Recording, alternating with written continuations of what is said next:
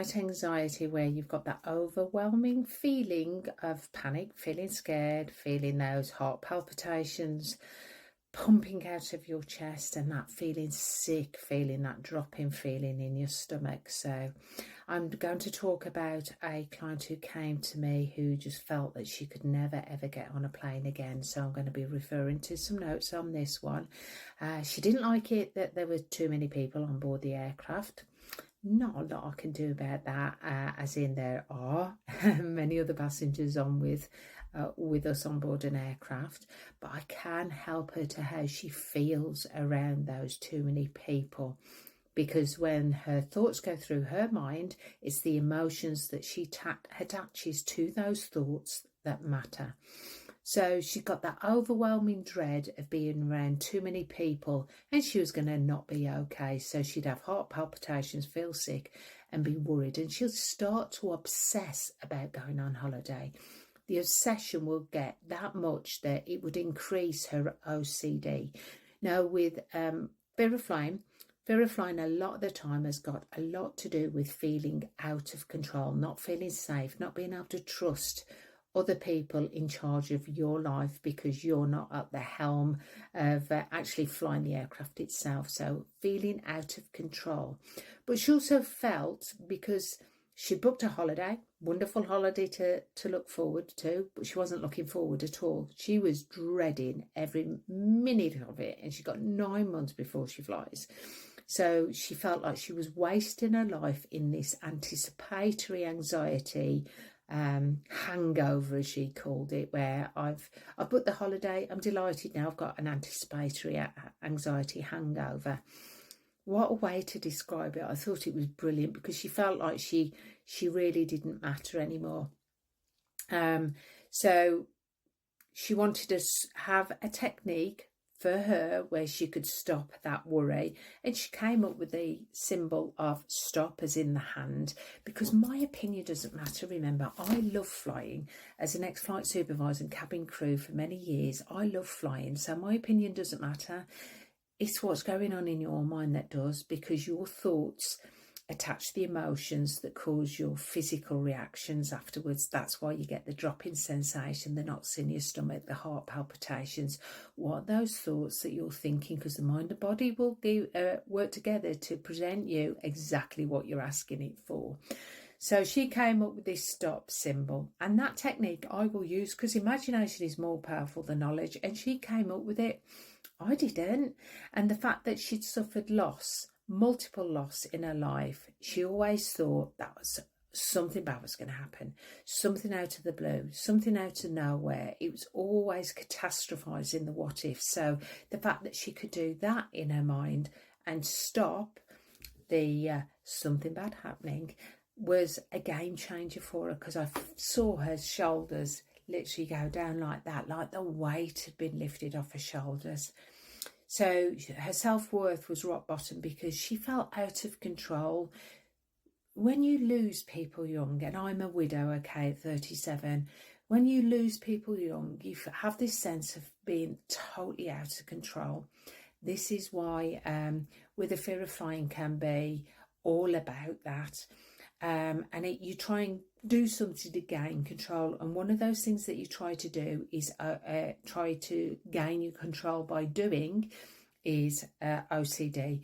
You become obsessed with it, no matter what scenario it is for you. It might be checking the door a million times, it might be plumping your cushions, it might be hoovering every day, it might be wiping the skirting boards, it might be bleaching the toilets. It really doesn't, but the OCD is ruling you, because you feel so out of control because of the loss that you've suffered. So this wonderful lady had lost a parent and a child. Massive loss. As a widow, I hate the word widow. I think it's an awful word, but there is no word for the loss of a child, because I think that's the worst type of loss that anyone can possibly go through, and there is no word for it, and I get that. So unravelling the reason why she went off the rails was she felt that she didn't matter, and she started with the OCD and trying to be in control of everything, but really she still felt fearful and scared all the time. She went off the rails. Her words, remember that metaphor. She went off the rails. So because all she wanted to feel was calm and peaceful, and have that space and freedom. She didn't mind being alone, but she didn't want to be lonely. There's a difference, or isolated. And lockdown certainly did that for us, where we're human. We need connection. We would need that people touch, where we literally are within energy of people, and it doesn't quite work the same when you want to hug somebody on Zoom. It's not the same as hugging somebody in a person, though therapy does work very well on Zoom. So she wanted to get a motivation back about this holiday. She wanted to lose the fact that she wasn't bothered about it. So she felt like she was going into a depression. She got anxiety, OCD, and agitated all the time because she couldn't face the day. So she felt sick, and she knew that she wasn't weak because she got over the first initial loss. She could do it again, but she was dreading, oh my God, dreading every day. She felt like she couldn't face the day, let alone face a holiday. And all she wanted to be was, remember before she said, off the rails before, she wanted to be on the right track. See those two wonderful metaphors. They're off the rails to on the right track. That's exactly the antonym that I wait for through a subconscious moment, where she will show me that she's talking to me emotionally, because emotion will always win over logic. I've then got her, and I can watch how she'll sit back and she'll relax, and her shoulders will go down. Her facial muscles will change. She'll start to smile again. She felt like she hadn't smiled in ages. We were smiling and laughing at the end of the session. It was just extraordinary, because it was time to get back in a routine, the routine that she felt she'd lost since she'd been out of control. So the OCD had become an obsession that had taken over the loss of routine.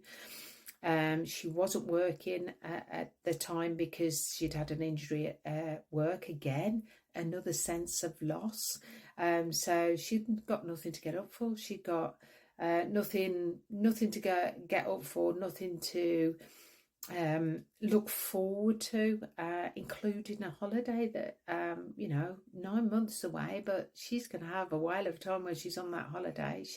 But this time she wants to think about it and get excited about it. And what we don't realise a lot of the time is anxiety and excitement are on the same emotional level, on the emotional scale. So your heart palpitations, your rapid breathing, you feel that when you're excited, but you also feel it when you're anxious as well. But your mind gets to choose. It cannot hold conflicting thoughts. It chooses a negative or a positive, but you get to choose.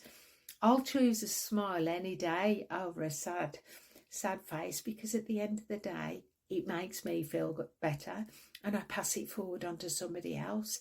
So this wonderful lady, through doing her stop, through doing her going from off the rails to back onto the right track, wow, gifting me things to help her in her own unique way, because we're all different and unique, in her own unique way, that she can start to look forward to a holiday.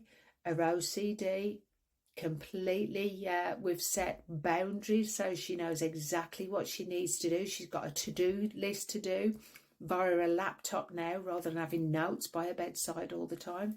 She's going to be doing some journaling, that she came up with these techniques, and now we can change them so she's not obsessing about them and obsessing about the fact that something bad is always going to happen. Remember, you cannot relive something that has happened in the past. The past has happened. You can't change what has happened, but you can change the way that you feel about it. You can reframe it. You can review it and reframe it, and choose to take the courage to change it, so you can change your life for the better. And that's all I do at the end of the day. I am merely the vessel. You have the answers inside of you. Find your own answers, because you can be as free as a bird anytime you want to.